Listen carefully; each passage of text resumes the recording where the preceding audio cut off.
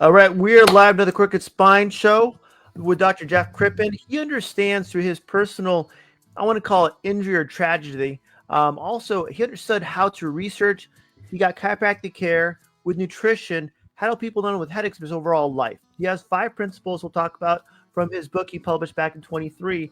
Now he's in the audiobook with Amazon, which is phenomenal. The first time I've heard that, to get it more to more hands, more people, even in Spanish too. So let's talk about everything with him. I'll go through this quick copyright too. I talked about quick intro. Sometimes our personal struggles can ignite our life passion. This happened with Dr. Jeff Crippen. Now Dr. Jeff Crippen. From age 6 to 13, he suffered from severe migraines, one lasting almost 2 years. During this time, modern medicine was no help. At 13 years old, Jeff was able to heal his migraines through a combination of chiropractic and nutrition. Phenomenal, right? Now Dr. Crippen, a chiropractic nutritionist and coach, pays it forward. He helps patients heal through his specific methods of private practice and outlined in his book, Timeless Youth. We'll talk about why he spells differently than most people. Today, let's understand how Dr. Crippen can help all of us maintain a better state of health. So, Dr. Crippen, introduce yourself and let's understand who you are. Awesome. Great. Dr. Tony, thank you so much to be here. Great to be here with you and your audience. So I am a chiropractor. I'm a naturopath. I am based out of a small town called St. Joe, Texas, which is about an hour and a half outside of Dallas, Texas. And basically got into this, as you said, through a personal struggle. And then as I was trying to figure out what I wanted to do, I thought how cool, like you said, to be able to pay it forward and be able to help others. So I've been doing that for the last 13, 14 years as a chiropractor, as a naturopath, kind of in the holistic nutrition realm, working at helping unlock the body's ability to heal, giving it what it needs, removing that toxins, removing that interference, and just returning to the principles of health. Because I'm sure you, myself, a lot of our patients, they're coming in, they're like, hey, have you heard about this, doc? Have you heard about this miracle supplement? Have you heard about this? Have you heard about that? Heard of it. Yeah. And there's a lot of good stuff there. But the question I'm always asking is, we don't need a miracle supplement to survive, right? There's some principles that have helped our species survive for tens of thousands of millions of years. So we just got to go back to what we know works. And anything we do, as you've talked about previously on the show, unlocks the body's own ability to heal, whether that's through the adjustments, whether that's through good food, whether it's the movements, whether that's through supplementation. So what are those principles? How can we apply them to our life? And how can we unlock the best health we have within us? And taking a step back too, so my audience may not understand, what is a naturopath? What is that type of healthcare build? Yeah, great question. So how I got into that is I was in chiropractic school and I got frustrated. And I thought chiropractic school for the first year and a half was training me how to be a bad medical doctor with a lot of diagnosis and treatment. And I had an idea of what I wanted. I was at Life University in Atlanta. Okay. So I was kind of going through that and just got a little frustrated. So anyway, that led to getting a degree as a naturopath, working for a chiropractor, going back to school and finishing up. So that's the story of how I got into it. What it is, a naturopath basically uses natural cures to help the body heal. So you're using things like supplement, things like homeopathy, things like exercise, things like movement, things like nutrition to unlock the body's innate ability to heal, which is where that alignment comes with chiropractic, right? A lot of times we're using, the physical adjustment to adjust the nervous system, unlocking that body's ability to heal. So with the naturopath, we're unlocking that body's ability to heal by basically giving it what it needs: food, water, nutrition, movement, to help support and to me complement that innate healing ability we all have. There's one doctor I'd mentioned a long time before I forget his name. We had mentioned we have two things: we're deficient or we're in excess of something, making our body become thrown off and stressed. Sure. It seems like a very basic principle. How do we get back to, like you said, the basics and understand what that actually is and how to get our overall body to accept that and then act upon that, do the right things, like you said, exercise, nutrition, even thinking to keep our body healthy? Yeah, absolutely. I mean, I think that's a key question, a key point you just brought up there, right? How do we get back to it? If you don't know where London is, you can't get there, right? And if we can't really define what health is and know what the roadmap is to get there, we're going to have a hard time getting to where health actually is. A lot of times in the medical system, as a lot of us learned, as I learned when I was a child, kind of started to get headaches. It's like when you have a symptom, you go to the doctor, and the goal is to take away the symptom, right? Have high blood pressure, give you a drug. Have a headache, take an analgesic, right? And if you can't fix it that way, eventually do surgery to cut it out, which is useful and helpful at times, but it ain't health. Right. It's not the one way of health. There's other things that sometimes your medical doctor, again, every doctor is different. It's sometimes a person, not profession. They won't tell you the avenues. You have to search them out yourself. Exactly. Yeah, exactly. And that was my experience, because what that is the disease care model, right? That is, and there's times when we're sick enough and where patients are sick enough where that's the right place, right? There's a lot of benefit to treating disease. Just don't go into surgery thinking you're getting healthier. Yeah. Don't take a prescription drug for high blood pressure think you're getting healthier. You're treating a disease. And, if you're walking around with a, blood sugar over 400, that may be the right next step for you. And it probably is.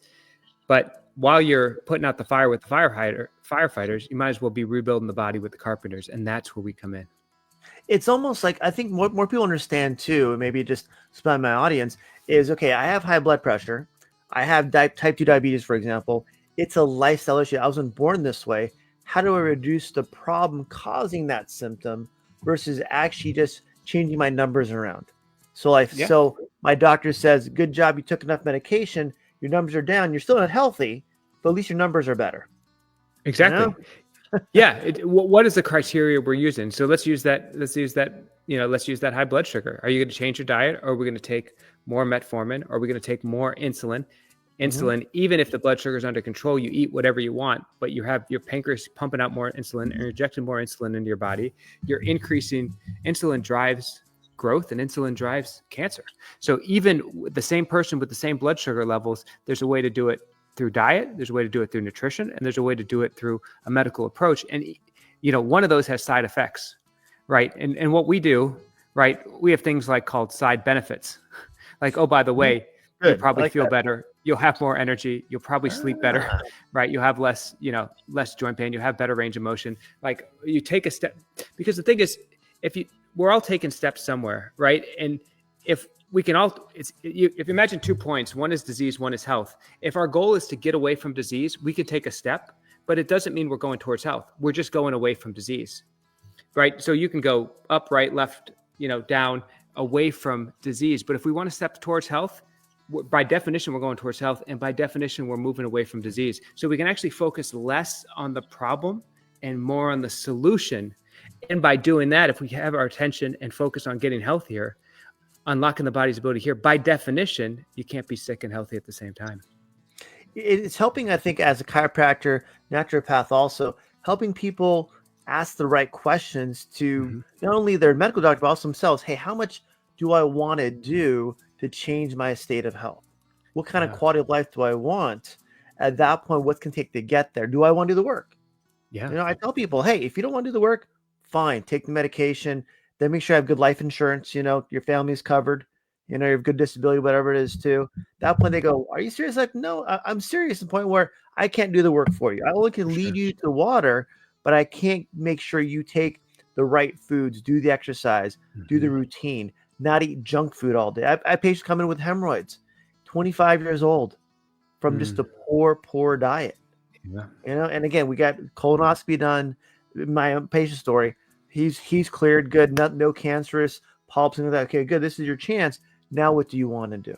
Yeah, that's a good question. Part of it. So why do people become chiropractors? I know you had chiropractic care. Why chiropractic is such stressful? Doing people all day, Jeff. Why? Yeah, you know what?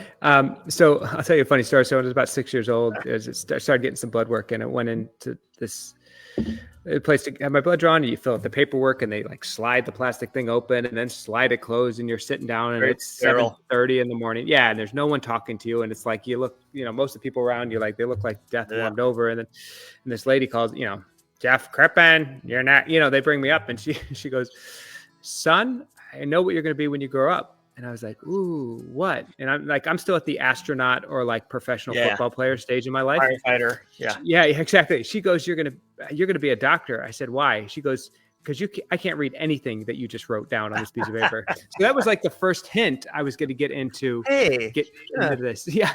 Yeah. And tell you how it happened. It's a doctor. Yeah, exactly. So, and then how it happened was I, like you told a little bit in that intro, I had headaches nonstop for 2 years. So every moment, every day. So it was really debilitating. I went through that in the medical system for over a decade through that, did a CT scan, had about 12 MRIs in my head. They found a congenital mass, an subarachnoid cyst.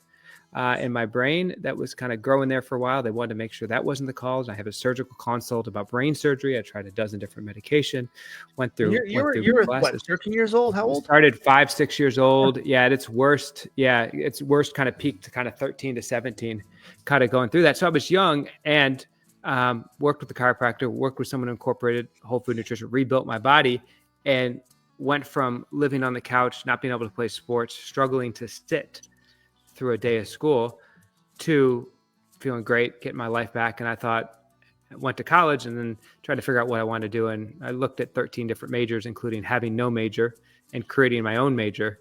And I decided, what would be more fulfilling than being able to help other people regain their life back. And that was the beginning of that. That was in college. Went on to chiropractic school and been doing that since. You can almost empathize with people through your own story, Oh, for sure. I'll tell you, that's one thing that, like, when you get experience in the field and, you've been doing this, longer than I have, but like you see a lot of people, you understand what's going on with them, you can help them. You got a database of success stories and similar things to draw on. So, and I'll always be able to relate to some of the things I went through personally going through that. And when a patient comes in and they hit a high point and they're winning, you can celebrate that. And when somebody hits a low point and they stop doing what it is, and they take a step back from what works, it's like I can never judge them too harshly, because I went through it my own journey. Like you fall off the wagon, you learn, you grow. So that you said something I think that's really powerful, that ability to understand the patient, empathize with them, connect to them. I mean, that experience, while I wouldn't have wished it on myself at the time, you take the benefit you can from it. And that's been incredibly beneficial, and, hopefully has helped me become a better doctor and healer to my patients. And going to that too, you've had some experiences. Why did you want to write the book? Some people, I know hundreds of people want to write a book. I want okay, good. Write a book then. It's like, why did you choose to actually physically do it? Yeah, and I'll tell you, so at that time, when I looked at 13 different majors, the only major I knew I wasn't going to do was English, because I hated writing. I literally looked at C's all the way through school. Everything. Oh, God, I hated it. Hate. So the cosmic joke was I ended up majoring in Spanish, which, but to make it not like an English major, I studied abroad in Spain, studied abroad in Mexico. So I focused more on speaking than writing, just because writing was so painful. But that was the one thing I knew I would never want to do. And it was, so I didn't do it out of like a love of writing. I did it out of a sense of mission and purpose. And what I wanted to do was positively impact patients outside my office. Like, I was really happy with the people we were able to see and help and connect to.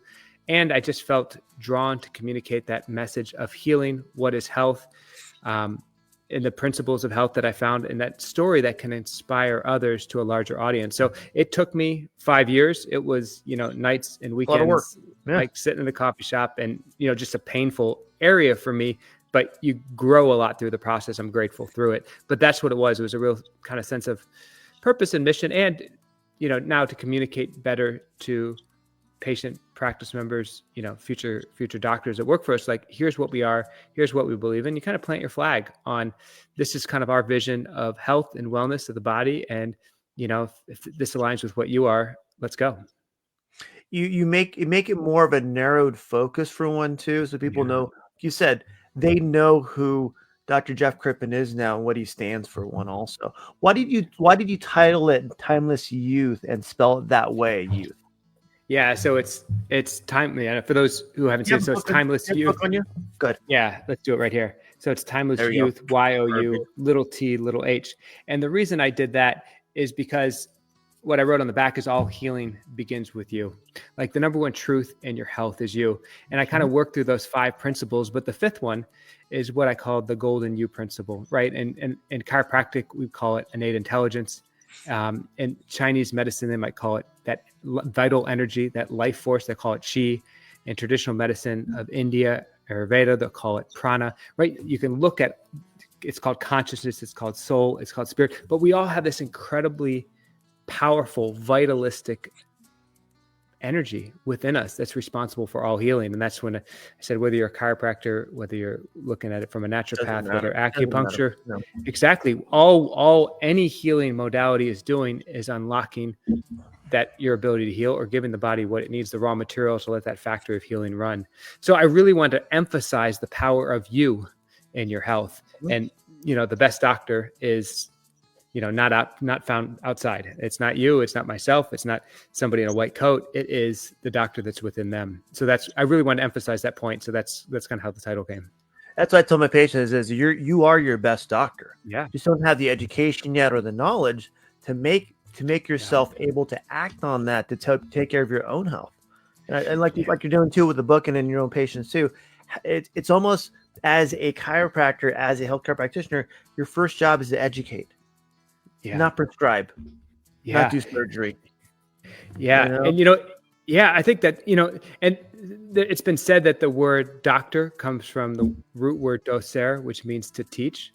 And, and that's 100% true. What's interesting is that docere, that root word for doctor, is actually the same root word as indoctrinate, as in an indoctrination, which is a lot what the medical system is, which is I'm right, you're wrong, sit down, shut up and listen to me. But what you were describing by educating patients is more that Socratic method, asking a question, helping them find the right answers for themselves. And that's kind of why, based on that, I looked up. So I was like, the doctor really doesn't fit necessarily. That's kind of a top down, I'm right, you're on. So I looked up healer, and healer comes from the root word to make whole. So that's always kind of resonated with me a little bit more, because it's true, doctor means to teach, but it's often that authoritarian top down. But what you're describing is so very important, helping someone get in touch with their intuition, their inner ability to heal. How did you feel before the adjustment? How did you feel after? How are you sleeping? How did you feel after you ate that McDonald's meal? How did you feel after you did this? Right? I mean, the patients got all the right answers for themselves if they're willing to listen, if they're willing to look, and if they have a great coach to help them on the way. And I think that's a tremendous ability we can help carry forward for them. It's amazing when you think about that way, is giving the patients the space to go, okay, let's help you, teach you how to heal your own body, understanding what that is. And sometimes doctors and even chiropractors too don't do that because they want to get the next patient. When you have the one goes, that patient asks you more questions like, hey, I love your questions. Let's answer more and more. Let's make sure you understand what this is going through. Walk me through too, going to it. What is the Yellowstone Principle? Let's walk through all five if we can. Yeah, for sure. So the Yellowstone Principle. So I tell a story about the wolves in Yellowstone. So the Yellowstone, basically, to step up how to get to the wolves, Yellowstone had an elk problem, and Yellowstone was overrun by elk. And because there was too many elk, they started to take down the aspen trees, which led to less songbirds. And then because there was less timber, there was less beavers. So the river started to erode because there wasn't dams. And then you saw less, kind of wildlife in the rivers. So you saw this sequela of things that were going on, all because there's too many elk. So the first thing they did was, let's go shoot some elk. So they took hunters out there and they started killing the elk. And what they found is it didn't change the environment the way they wanted. So then what they did, so Yellowstone is about 2.2 million square miles. So it reaches into 3 states, largest national park in the world. And what they did in that 2.2 million square mile area is at first introduced 14 wolves and I think 17 the next year. So 31 wolves in that area. And what it did is predator prey type of thing, right? Predator prey. Exactly. So it changed the relationship of where the elk, it took some of them out, but it changed where they lived, opened up the plains, trees began to grow, birds returned, beavers had their wood, to put the environment back in place. So what does that have to do with us? Well, this is a principle of holism. So the subtitle for that principle is the whole is greater than the sum of its parts. And it's so easy to look at, I've got a pain here, or I've got high blood pressure, or I've got this, or I got that. And you see a cardiologist for one, and then you see a nephrologist for something else. And then you see an endocrinologist for this condition. You got a general practitioner, maybe you're going to see a surgeon, but who's looking at the whole thing? Right? Who's really taking the quarterback and saying, hey, you're not a kidney, you're not a liver, you're not a heart, you're a whole being, you're a whole person. And the kidney talks to the heart and the heart talks to the kidney. And there's an incredible interaction between the two, but medicine is often siloed in the sense, the more successful you are, the more specialized you are. You're not a general practitioner, you're an oncologist. Then you're not an oncologist, you're a pediatric oncologist. Then you're a pediatric oncologist specialized in childhood leukemias, right? And then it goes on and on. But you know what? you're Tony. You're a being, right? You've got wants and hopes and dreams, and you've got a kidney, and you got a liver, you got an immune system, you got a nervous system, right? So who's looking at that whole thing? So that's what I wanted to reconnect us to. And we do this with plants all the time, right? When you see a plant with a brown leaf on it, we don't cut off the leaf. Oh. We don't spray paint it green. What we do is say, hey, the whole is sick and it's manifesting in that one leaf. Let's give it water. Let's give it an appropriate amount of sunlight. Let's optimize the nutrients in the soil. We treat nature holistically. We somehow divorced ourselves from that. So I go into it a lot more depth, but how can we reconnect that idea of holism to health, and what are the steps we need to do that? It's if you want to call it reintroducing to society, what should we really focus on? Sure. Versus just a symptom for one too. Yeah. Which is great, which is fantastic. And Yeah, what is the Model A principle? What is the second principle in my notes actually? Yeah. The Model A principle. Yeah, so the Model A, so the story just before that was the Model T, which Ford released. So the Model A was Ford's answer to the Model T. And the Model T became the first assembly-lined car in America. At one point, it was like something like 80+% of all cars sold in the United States were Model Ts. At one point, you could get a Model T in any color you wanted as long as it was black. And the reason it was only sold in black is because that paint dried quicker. So Henry Ford systematized the production of the automobile, made it very affordable and widely produced. The problem was there was another car company called General Motors, and Sloan was the gentleman running it at the time. And he said, I'm going to do something different. I'm not going to have a one-size-fits-all car. I'm going to have what he called a policy of a car for every purse and purpose. So people have different budgets, people had different needs, and he made the cars. And within a couple of years, the Model T went non-existent, went extinct. Ford had to take the whole factory down and rethink their whole philosophy. And what they came out was the Model A, which was very customizable. So the idea is one size doesn't fit all. It didn't work for the Model T, and it doesn't work in health, and it doesn't work for something as simple as rain ponchos. Like, when's the last time you put on a rain poncho and like the one size fits all and like, oh yeah, this fits me really well, right? So if it doesn't work for a rain poncho, how's it going to work for medication, right? How's it going to work for this? There's a principle called biochemical individuality.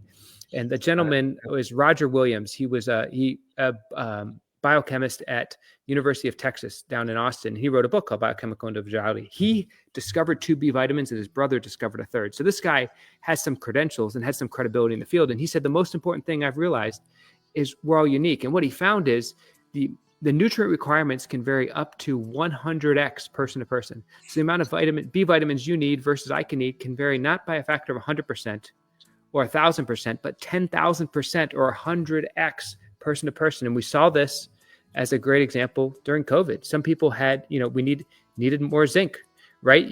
Zinc inhibits viral replication. We saw that with vitamin C needs. You can go through nutrient requirements that get used. Menstruating women need more iron. Bodybuilders need more protein. Pregnant women need more of everything, right? So we know this on some level, but it's totally ignored. And the extent of it, 100x, really surprised me. But you can look at this anatomically, right? One of the stories I remember from chiropractic school is always when they were looking at the path of the sciatic nerve, right? And there's something like 13 different configurations through the piriformis, above, below, splitting, right? You kind of look at that, but it's true with the heart and the arteries. There's no one size fits all, right? There's like 13 different configurations of the first inch and a half of the heart and how the vessels come off. So we are incredibly unique beings, and we need a healthcare system that doesn't see us as Model Ts that can roll down the factory, do a 5-minute visit and understand everything about us. We need to understand the uniqueness of each person. So that's what I call the Model A principle. One size does not fit all when we're looking at health. You've done a good job, and this is 2 out of the 5 principles so far, to give people an idea of how to think differently, how to change their philosophy, change their action to understand their specific health for their specific body, and even their environment too. I'm assuming going environment-wise, big picture too for one too.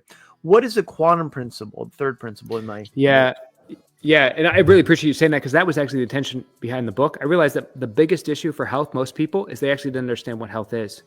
So I wanted to be able to reframe those principles, because it's not so much eat this food and not that food, or go out and exercise versus not exercise. Everyone knows what they need to do, but we actually have to reframe on this brainwashing on what health is versus what health isn't, versus disease care versus this vitalistic healthcare model.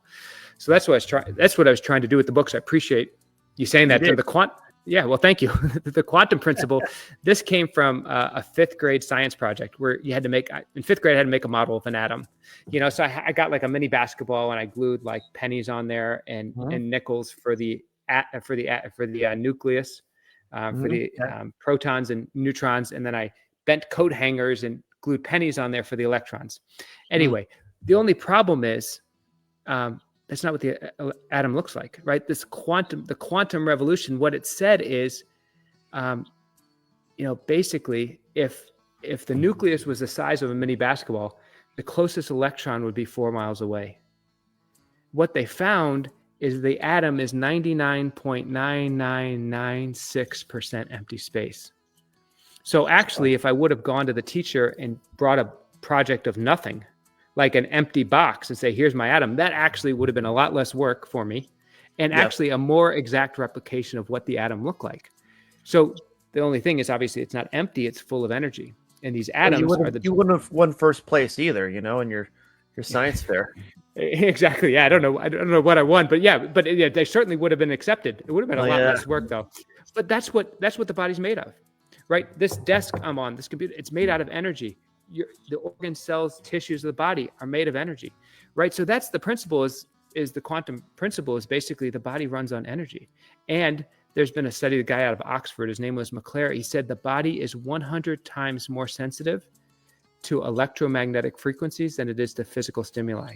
What does this mean? This means you can walk in to a cocktail party and see someone on the other side of the room that you don't like, and your heart sinks and you get nauseous. Boom. Right? That happens instantly. Vibes, right? Or you can be around your best friend and your mood level comes up.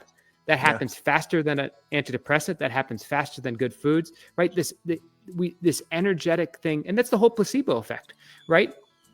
The whole placebo effect is, hey, 30% of the people get better just because they expect to get better. And sometimes that number could be up to 70% based on their hopes, dreams, beliefs. You talked about it previously on one of your podcasts about the ability to communicate, having empathy, connection with your patients. All of that stuff is incredibly important for healing, and none of it shows up on blood work. So the quantum principles recognizes the fact that body runs on energy, and if we can incorporate that, and medicine knows that some way, because there's things like an EKG, there's things like X-rays, there's things like MRI that are looking at some of the energetics of the body to develop diagnosis, to develop imaging.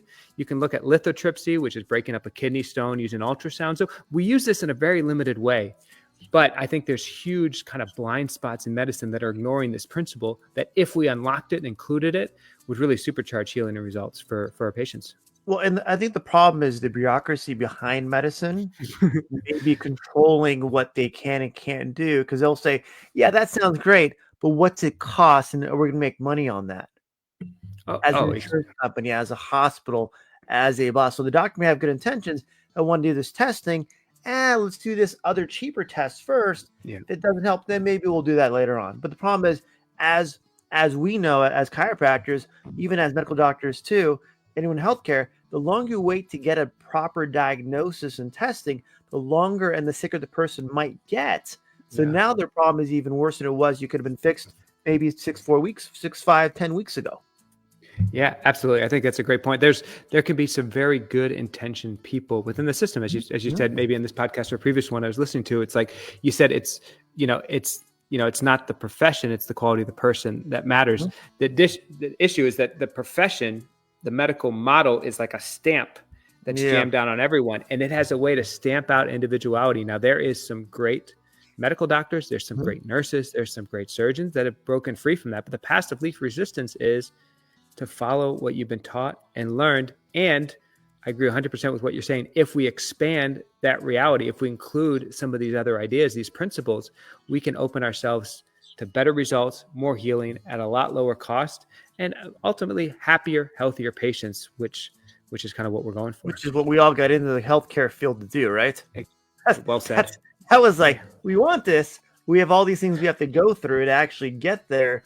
Okay, do I accept that challenge, or would I say at least resist? I'm like, you're gonna have to go see this doctor. You're gonna have to go see this doctor. I'll see you in 4 weeks when you get your results. Blah blah blah blah blah. Yeah. I'm like, I even tell my patients, this is what you can tell your doctor to make sure they get the testing done right away, not wait on it. So at that point, you give them the key words. At that point, the insurance company will accept that, and then fast track it through. You almost have to hack it if you can to get the right testing as naturopathic chiropractors need, so we know it's not a blown disc. We know we're not wasting time with the patient adjusting when it's not even effective. Yeah, no, that's so We true. know what insight is. Next principle, my friend. What is the principle of Olympic strength? Which Olympic we have, strength. So this actually goes back to the first thing I did is I called the first chapter of the book is called The Titanic Problem. And in that, I compared medicine to the Titanic. It's in the sense that modern medicine is the biggest and the best and has the best technology, but it's absolutely sinking, right? It's the number one. There's a study by Gary Null called it the number one cause of death, killing over 1 million people per year in the United States. Number two is heart disease, killing just over 700,000, and cancer 600,000. So it's 50% more deadly than heart disease and cancer. So the Olympics, so the Titanic actually had two nearly identical sister ships. One of them was called the Olympic, and the Titanic ended up being like 6 inches longer and like 200 tons heavier. So it was almost an identical ship, but they broke the record twice. Yeah. To the extent that the Olympic, the grand staircase of the Titanic, if you think of that image or what you saw in like the movie Titanic, that was actually taken from a picture of the Olympic, which was the sister ship. That's how they knew it. But the Olympic was a sister ship to the Titanic. And after the Titanic sank, what they did was build a double hull around the Olympic. They added lifeboats. So they made all these upgrades to make the Olympic stronger once they found the weakness in the Titanic. How does that apply to us? Well, there's this principle in the body called hormesis, where how does stress make us stronger, right? And we see that in spine health. We see that in bone health with something called Wolff's Law, which is like the more stress and tension, the more force we put on our bones, the stronger they get, right? It's the kind of use it or lose it principle, right? Exercise makes our hearts and lungs stronger.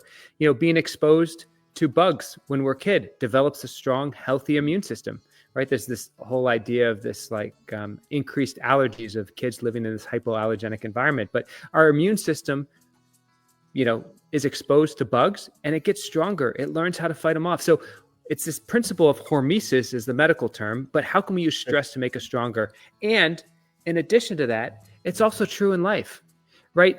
When we are confronted by a struggle, a hardship, something that's tough, it's an opportunity to get stronger, or it's an opportunity to grow and an opportunity to get better. So the Olympic strength principle is how can we use stress on a physical, mental, emotional level to make us stronger? And I go into some more examples around that, but that's the idea. How can we use stress to make us stronger? It's almost like, how do we make it? And I think it's helping people understand that's normal. That's okay. It doesn't mean you're sick or you're weak or you have to be careful. It's more, no, you have to feel, you have to experience. I tell patients, I want you uncomfortable. When you're comfortable, when you're stretching, when you're working out, when you're even eating properly, that means your body is now growing, evolving to handle that, to make that uncomfortable state now become your comfortable state. Next level you can go to, and next level you can go to. But you have to feel, when I show my patient stretches, right? I'll have them demonstrate. I'll do a quick low back stretch. I'll watch their face. I go, that's the face I want to see. I want to see that face grimace a little bit. That point I know you're going far enough. You're not gonna hurt yourself. Where I want you to feel, because the problem is when someone's in pain, as we know, chronic pain, their sensitivity to pain is very, very short. They don't want to cause anything. Their body's telling them avoid pain at all costs. We have to make them also feel, no, that's a normal response. You've just been told that because you haven't had the right type of therapies or treatment or philosophy how to get through that. Yeah, and if you can go into stress, physical, mental, emotional stress, with a right coach and a right level of knowledge, then like you're saying, you can make the body stronger. And I think that's a beautiful idea you're telling the patients, because that's it. Because growth occurs when we step outside of our comfort zone, whether that's on the physical level, the mental level, or the emotional level. And yeah, so I think that's an awesome example of that. There was one study about stress that I really like by Kelly McGonigal. She was out of Stanford, and she followed 30,000 people for 7 years. And at the end of it, they rated all of them by their levels of stress, and the ones who had the highest level of stress had the highest rate of death, which is not surprising, something like 46% higher rate of death, which basically fits with our conventional understanding that stress is bad. But then she asked him one other question. Did you see stress as a negative?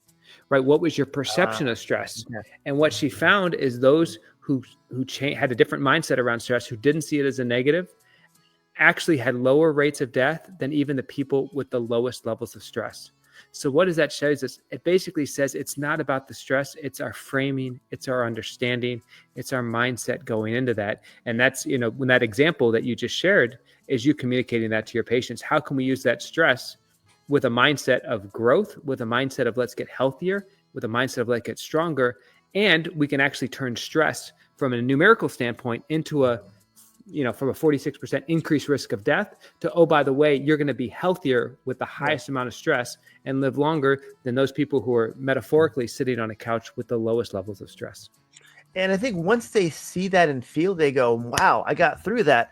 Now what else can I do? I'm like, boom, no, we got him. Then we go, okay, now you're on the right path because now you're motivated. Wow, I didn't die. At that point, now what else can I do? Yeah. Oh, I think that's such a great example. Yeah. I heard one sign of not growing in your life is you constantly have the same problems. Like one sign of, growing in your life and taking your next step in different areas is you constantly run into different problems because you're growing, run into something new. So it's not a life of no problems. It's not a life of, stagnation. It's a life of constant problems, but we want the right kind of problems. We want the problems of growth. We want the problems of getting better. We want the problems of squats at the gym versus the problems of inactivity. We want the problems of doing the right stretch and opening up our spine, right? We want the problems of how can I eat better in this situation rather than the problems of, diabetes, blood sugar, high blood pressure, cancer that comes with not doing it. So it's the quality of the problems that we're really looking to work on with our patients. It's like people ask me, well, man, you work out like 5 days a week. Do you love it? I'm like, I don't love working out. I do it because I want to make sure I don't get unhealthy. Yeah. I wake up at 5 in the morning or 4:30 in the morning, do my stretches, go work out. I'm like, well, that sounds awesome. No, it's not awesome, but I do it because I want tomorrow not to suck. I tell them I want tomorrow to feel good. So today I'm going to do my thing so tomorrow doesn't suck. That's my own personal motivation per se. Yeah. I think that. But like I said, same thing. If you don't work out for a couple of days, maybe a couple of weeks, you're like, there you go. Now I feel like, I feel like I missed something. Now I go. When you get to the point that that's your habit. Now you've got the next level of, if you want to call it health for one too. So next one too, Dr. Crippen, what is the golden you principle? So the golden you principle, we talked about that a little before, but the quick story behind that is goes back to Myanmar and Siam, or basically Burma and Thailand today.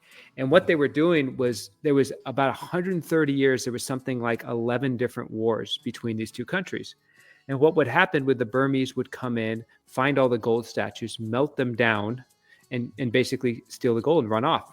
So what happened at one point is maybe about 30, 40 years ago, there was a statue in Thailand, and it was a terracotta and glass statue of Buddha. And they were moving it into a bigger temple. And as they were moving it, they had a series of pulleys because it was 7 tons or whatever it was. They had a series of pulleys they were using. And at the middle of the night, as the monks were moving it, the pulley snapped, the thing crashed to the floor. Yeah. The head monk came out with a flashlight, was kind of examining it and looking around. And what he saw was a crack, which couldn't have been a good feeling if you were in charge of moving this thing and this thing cracked. Right. So yeah, exactly. So he went back the next morning and started looking at it, and he noticed a glimmer of light through it. So they started chipping away at the plaster, at the terracotta, and what they found was it was a 6.6 ton solid gold Buddha worth at today's prices over $400 million. And the story was, what happened is, 150 years before, their ancestors in Thailand covered it with terracotta so the Burmese wouldn't find it. Everyone who knew about it died. They moved it to the capital. 150 years later, that crack unlocked the ability for them to find, hey, there's this priceless gold statue sitting inside it. So how does that apply to health? Well, I think we all have been dropped or kicked or fallen or had cracks.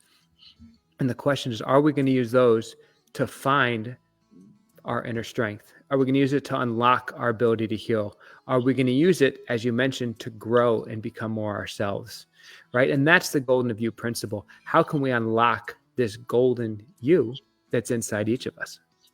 Nice. You've outlined a philosophy class at Harvard in less than an hour. Yeah. Thank you. It's something to where people don't talk about this because they're worried about the just today, that Yeah. one person, the next person, or just their life per se. You're helping people understand this is a book that could be timeless for people because it's not based on one person, it's based on the population of being a human being, how to get and stay healthy, which is phenomenal.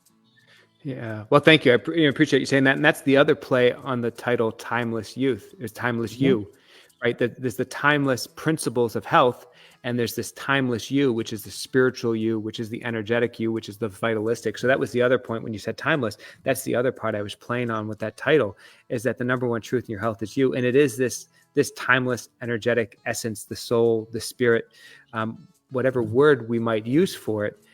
There's this, and there's a timelessness to these principles, because I wanted something to understand health, not just now, but it had to work for me in the 1950s, and it had to work for me in the 1850s, and it had to work like just in the 50s, like just after Jesus died 50s, right? I wanted to look at, because what didn't make sense to me is that the principles that work now in 2024 didn't work 50 years ago or 1,000 years ago or 5,000 years ago. That doesn't make sense to me about how the body works and how we work. So I wanted to go through this filter of timelessness of how do these principles, how can we understand what we're seeing now in the world, in our patients, in society, but also have that make sense for what was going on for a while.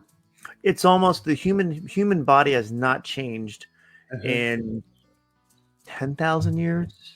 A Yeah. long time. Evolution has really changed us per se. Yeah. So why not use that same principle for whatever you need it? Once you understand that, we can act on that, then change your own life. Okay, this is not working for me. What part do I have to change to get back to a better state of health? Boom. Yeah. Yeah. I think you said it so well. There's a quote from R. Buckminster Fuller. It says, "The farther back you can see, the farther you can see forward." Like if we understand our past, if we understand history, if we understand what works in the past, the better we'll be able to predict and see the future. And I think, anyway, that quote came to me as you explained that, because I think that's very well said. No, you've done a good job. Anything I missed that you want to talk about, either your book or something else to help, I guess, my community just in general? No, I think, we could probably talk for hours. I'd really enjoy Years. it. So thanks for awesome questions. But Oh, just want to say thank you. And the book, it came out in Spanish as well. For those of you who are listening in English but happen to speak Spanish, it's Tu Eterna Juventud. So one of the side effects of learning Spanish is had it translated, but wrote in Spanish. Had a chance to share that message there, and it just came out on audiobook just about a month and a half ago. So if you want an audiobook for the holidays, your travels, or while you're biking or driving, that's there for you. And I just appreciate being on. Appreciate all the good work you're doing in the world, Dr. Tony, and thanks for spreading the good news. And then show the English version one more time with a smile. Yeah. Let's do for our thumbnail. All right. Right there is perfect. Quick smile. Good. Yeah. And that's all it comes down to. We're good. I'm going to end the show. Thanks guys for watching, everyone too. But get his book.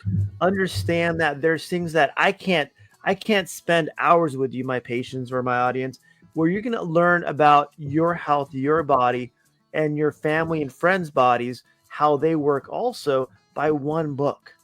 Get it? It's keeping life and health simple by understanding these principles. So thank you, Doc, for being on my show. Awesome. Appreciate you. Hold on one second. We'll get in the back room. All right, guys.